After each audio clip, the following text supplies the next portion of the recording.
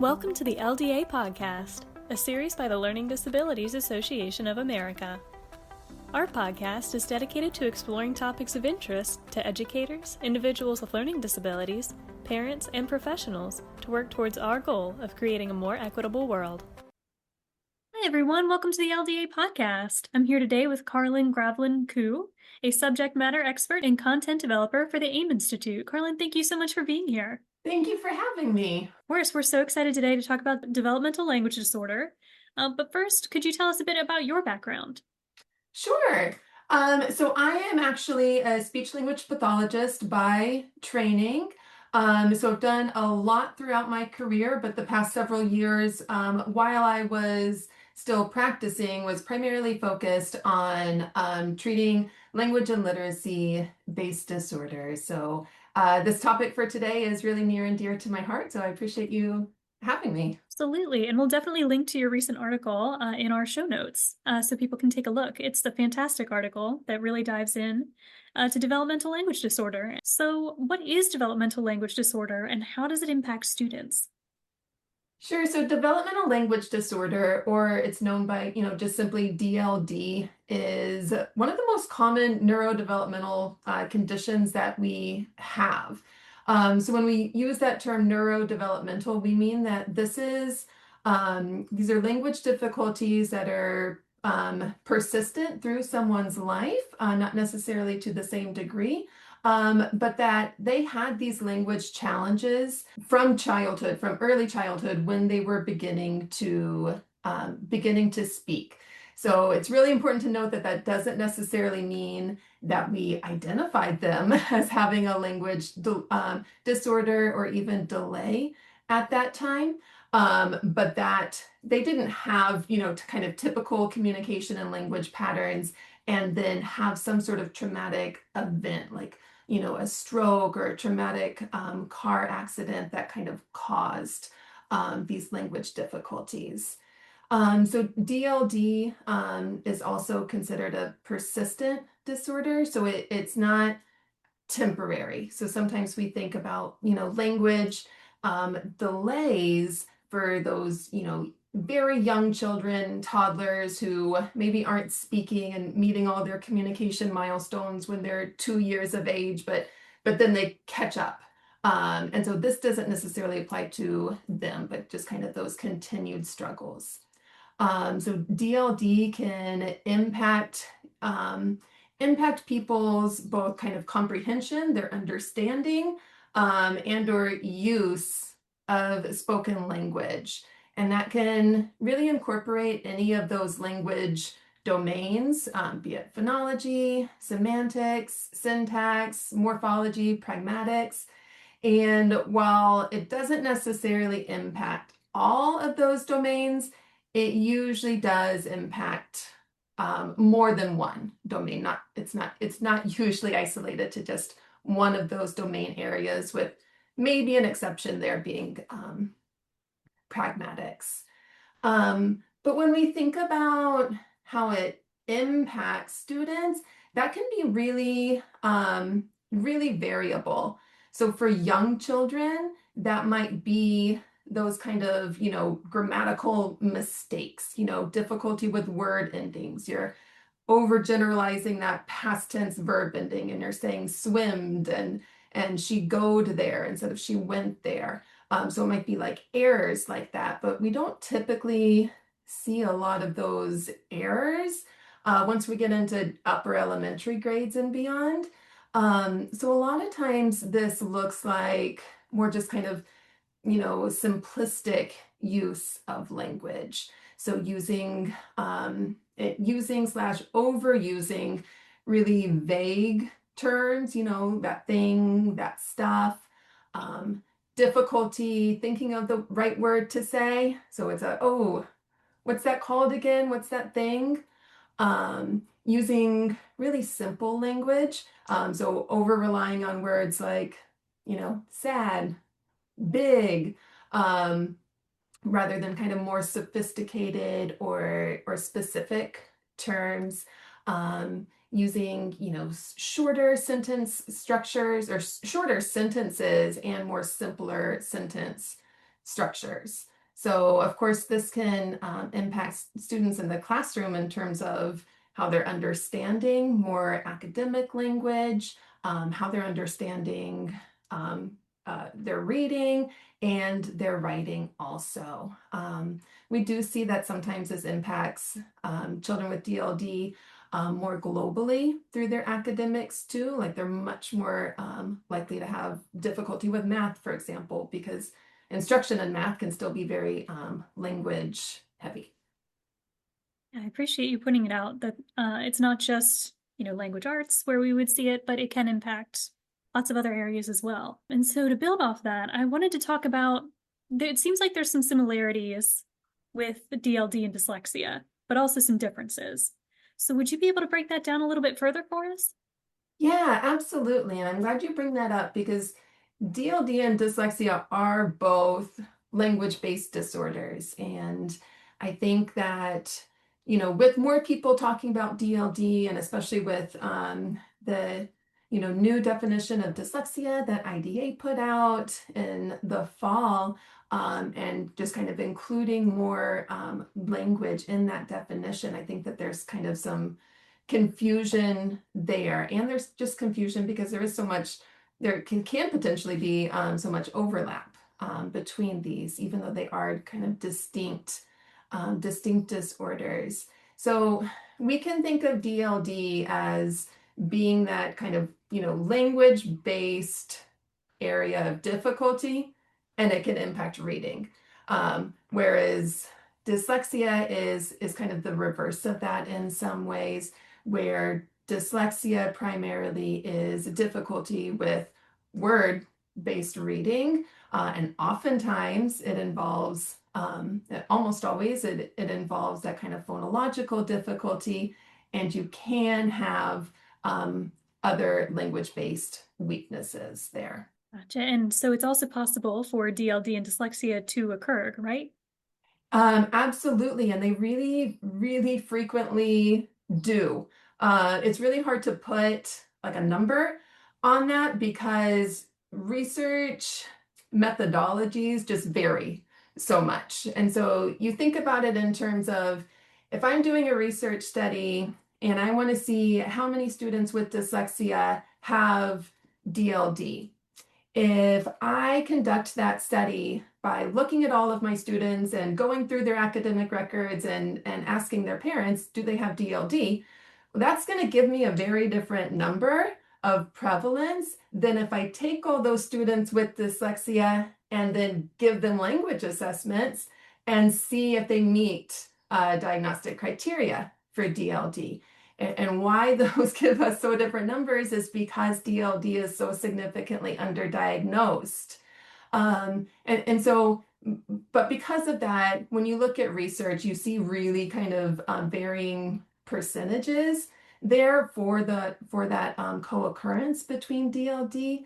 But sometimes it's as high as 50% either way, that 50% of kids with DLD have dyslexia and 50% of kids with dyslexia have DLD. And it's really important to note too, because I think this is a big misconception with kids with dyslexia, is that they tend to, I think the misperception is that children with dyslexia tend to be strong in their language. I hear that sometimes where, oh, kids with dyslexia, as soon as you read it out loud to them, they understand perfectly, right? And they might understand, probably understand better than if they aren't able to access that text reading it, but it doesn't necessarily mean that they're understanding that text perfectly.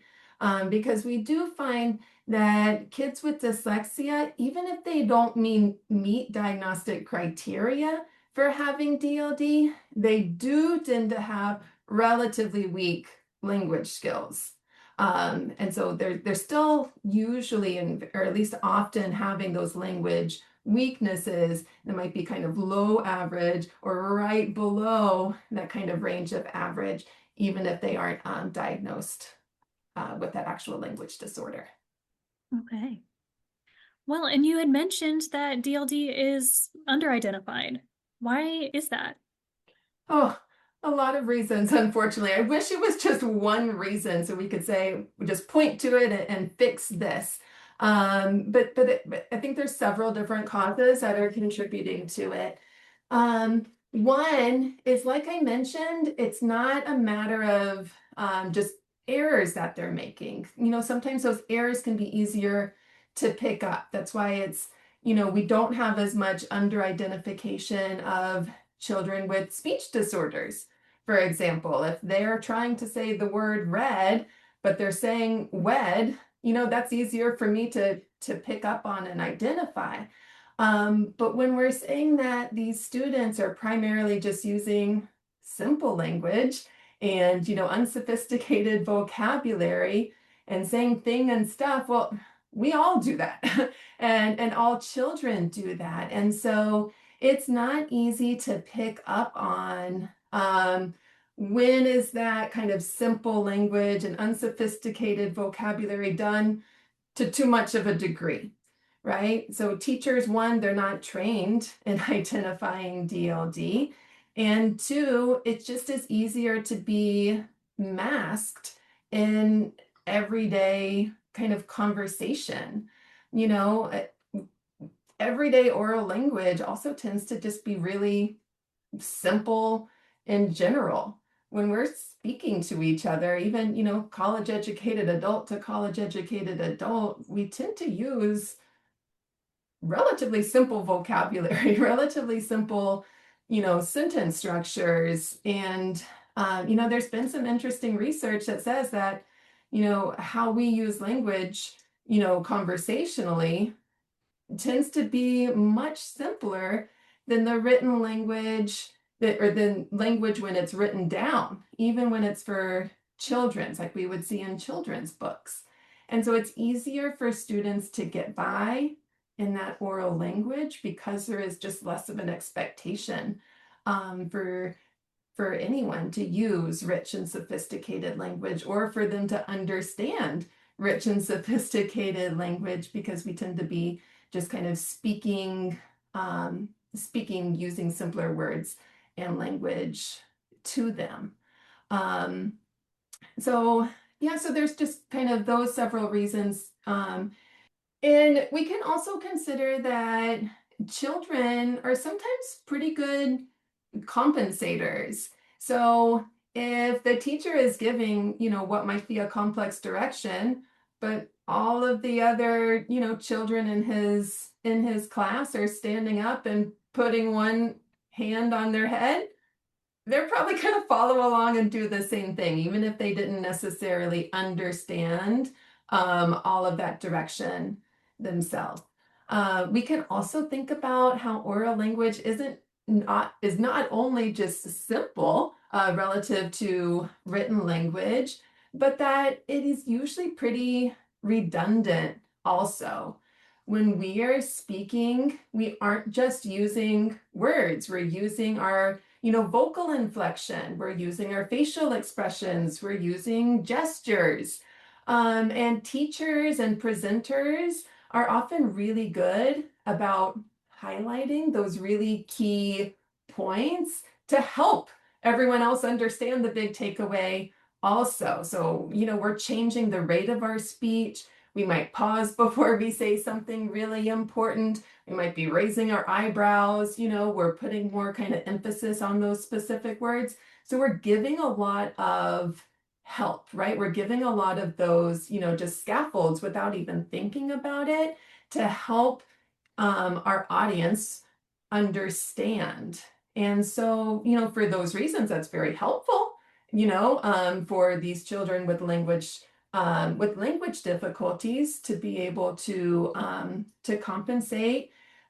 But that's also one of the reasons why they can hide a little bit. That makes a lot of sense. I wanted to talk a little bit about how a DLD diagnosis intersects with the IDEA's speech and language impairment. Sure. So I think that this is a really confusing point for a lot of people.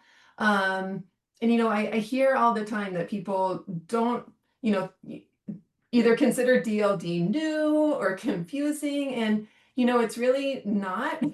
That's that the L in language is that L in speech language pathology. Um, Having a language disorder isn't anything that's new.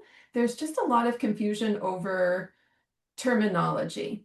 And so one of the reasons for that, and there are several, but one of the reasons for that is that when you are immersed in a school system, you're not necessarily thinking about or using um, diagnoses in the same way that school psychologists, or rather, licensed educational psychologists or speech language pathologists who are working in a private practice might be. So within a school system, we are looking at ed code under IDEA.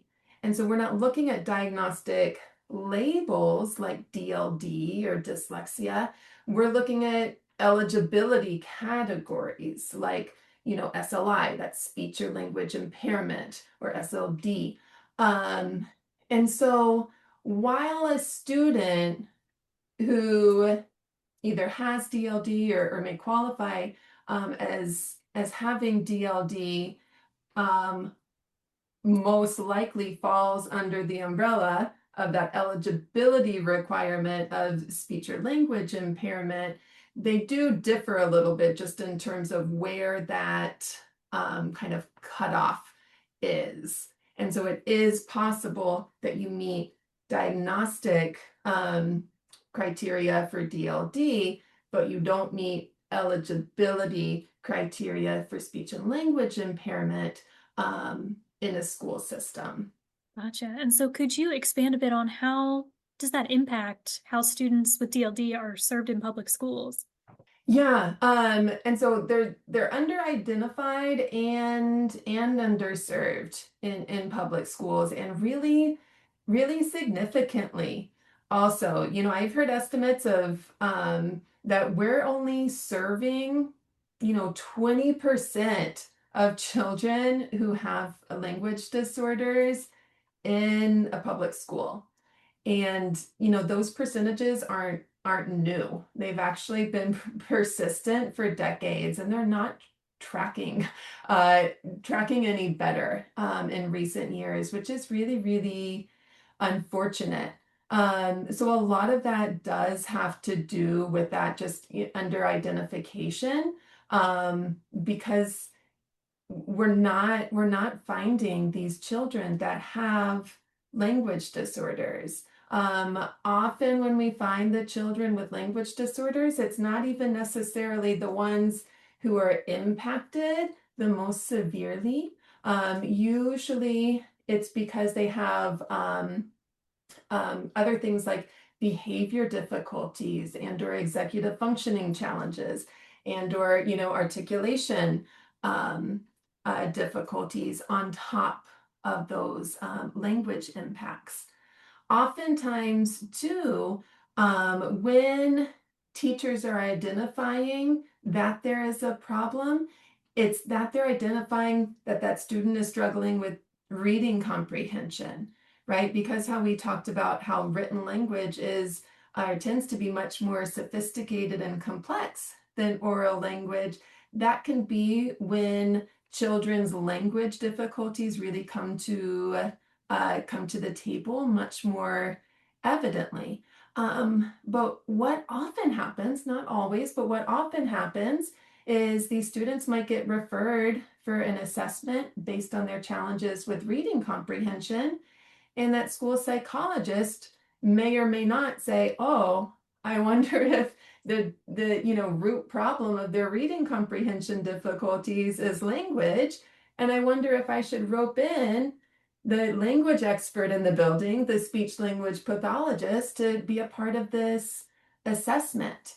And so these children might be, somewhere in the system, but they're not necessarily being assessed for an SLI, that speech or language impairment, assessed by a speech language pathologist, or receiving receiving language intervention by that SLP.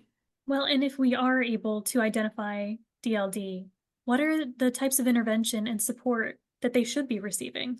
Similar to intervention for reading challenges or other learning disabilities, it really necessitates, interventionists to be able to look specifically at where those challenges are. So just like if I say, oh, I have a child with, reading difficulties, that doesn't tell me how to help them, right? I don't know if I need to work on phonics and phonological awareness, or I'm sorry, yeah, phonics and phonemic awareness, or if I need to work on fluency or reading comprehension, right? Knowing that a student has language challenges also doesn't give me specific enough information to help. And so that's why that assessment from an SLP can give us a more in-depth look at those children's, language profiles, so we can give more targeted intervention into their vocabulary, into their syntax and, morphology, or more kind of discourse level skills that they might need targeting on, or targeted intervention with. But intervention there is explicit, and it tends to have a lot of repetition and depth involved. So for example, if I'm giving vocabulary instruction, I know that, one of those characteristics of children with developmental language disorder is that they need a lot more repetition, and to be able to learn new words. It's harder for them to learn new vocabulary. And so not only am I repeating this practice multiple times, but I'm also providing a lot more depth and a lot more context around that word. I'm not simply providing them a definition, and then expecting them to memorize it. That wouldn't necessarily be helpful for these kiddos. And we also know too that we would want to integrate both oral language and reading with that language intervention as well. Could you expand a little bit more about why we need to know these things to have an effective intervention, about where the student is impacted? It's not necessarily super important to me when I'm working with a student to focus solely on the diagnosis. What's more important to me is knowing the root of those difficulties. So I'm gonna give an example here. And this is all the stories that I tell are real. So I was working with a little girl once, and she was reading the word matches. So MATCHES. And so it was, provided to her in isolation. So there was no, context of a sentence around it. She decoded it correctly and said matches. And I said, yeah, that's great. Use that word in a sentence for me. And she said, I sleep on a matches on my bed. All right, so when we're looking at that, right, that tells me a lot of really interesting information about what she's processing and how.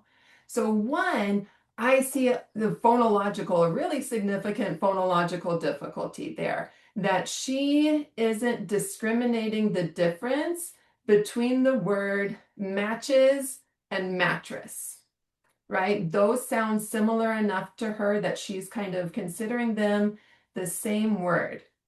This is also telling me that she didn't have that layer of morphological knowledge kick in and say, oh, wait, but that word has an ES at the end. And so it should be, right? That should be either the verb ending suffix, or that plural marker. And mattress has neither of those as a singular noun. And, it's also telling me, something about her vocabulary that she didn't immediately, recognize that word matches. And so, these are all just kind of mingled together. And, these different domains of language play off of each other. They intersect with each other. And, she happens to have both dyslexia and developmental language disorder. But the diagnosis of what was impacting that decision, right, didn't necessarily matter. Both DLD and dyslexia can have those significant phonological impacts.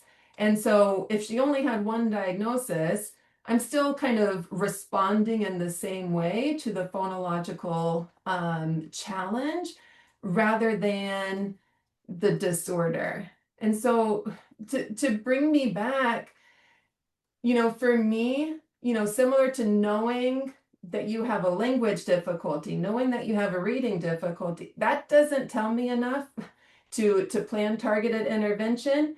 And knowing a disorder helps, knowing that you have dyslexia, knowing that you have DLD, that helps narrow it down some. But again, I still need further, more detailed information from there to know specifically how to help that student, because not every student with dyslexia needs the same course of treatment, and not every student with DLD is going to benefit from the same intervention either. Absolutely. And then before I let you go, I just have one more question. If you could change anything about the policy and practice around DLD, what would be the things that you would implement? We absolutely unequivocally need to be screening for DLD. We're doing more with universal screeners for reading difficulties, which is fantastic and so important and necessary. But those universal screeners really need to also include that risk for language disorders as well. So whether those are happening at the pediatrician's office or in schools, ideally both. I think that is just my number one in terms of what needs to change to help ensure that we are identifying more of these students and helping them get the intervention that they need. Secondary on my wish list would be, just continuing to raise awareness for DLD and training for teachers so they know a little bit more of what they are looking for. And this certainly isn't secondary at all, but really just kind of advocacy in the work of, or in the field of speech language pathology, because, another impact that I didn't really get into was that we are really short-staffed with SLPs across the country. There's lots of schools who don't have an SLP.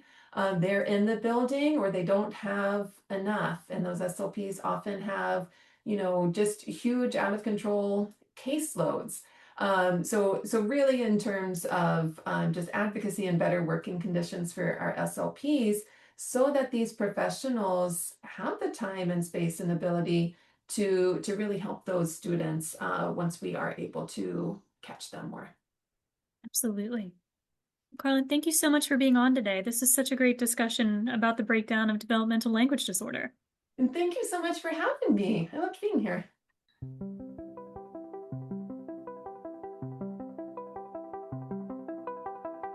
Thank you for listening to the LDA podcast.